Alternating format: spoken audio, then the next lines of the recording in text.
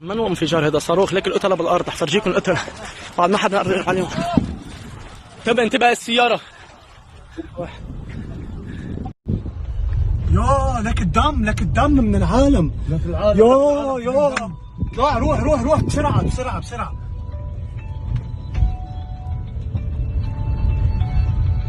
يا شو صاير؟ سمعنا الانفجار لفوق.